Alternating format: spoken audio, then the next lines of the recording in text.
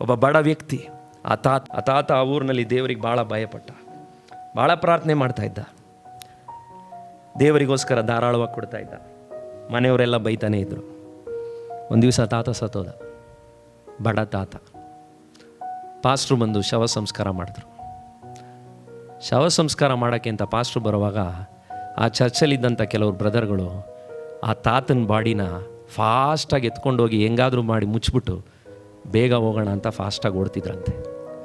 ಆ ಬಾಕ್ಸನ್ನು ಎತ್ಕೊಂಡು ಬೇಗ ಓಡೋವಾಗ ಆ ಪಾಸ್ಟ್ರು ಹೊತ್ಕೊಂಡು ಹೋಗ್ತಿದ್ದ ಜನರಿಗೆ ಹೇಳಿದ್ರಂತೆ, ಬಿ ಕೇರ್ಫುಲ್, ಎಚ್ಚರವಾಗಿ ತಗೊಂಡೋಗ್ರಿ, ಯಾಕಂದರೆ ಆತನು ಪರಿಶುದ್ಧ ಆತ್ಮನ ಆಲಯವಾಗಿದ್ದಾನೆ ಅಂದ್ರಂತೆ.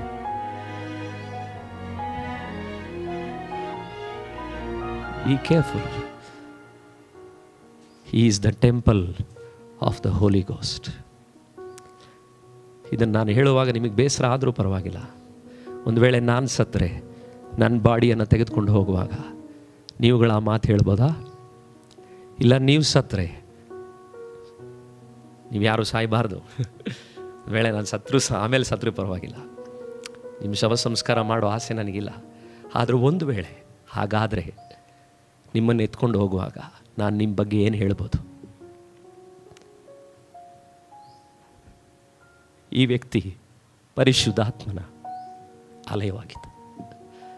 ಅದಲ್ಲವೇ 1 ಕೊರಿಂಥ 6:19 ಹೇಳೋದು, ದೊರಕಿರುವಂತಹ ನೀವು ನಿಮ್ಮೊಳಗೆ ವಾಸಗೊಂಡಿರುವ ಪವಿತ್ರ ಆತ್ಮನ ಗರ್ಭಗುಡಿಯಾಗಿ ಇದ್ದೀರಾ ಎಂಬುದನ್ನು ನೀವು ತಿಳಿದಿದ್ದೀರೋ.